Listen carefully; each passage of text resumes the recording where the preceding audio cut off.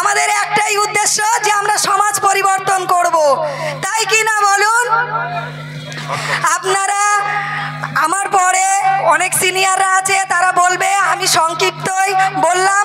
আপনাদের আরও একবার স্বাধীনতা সংগ্রামী অভিনন্দন জানিয়ে আমি আমার বক্তব্য শেষ করলাম।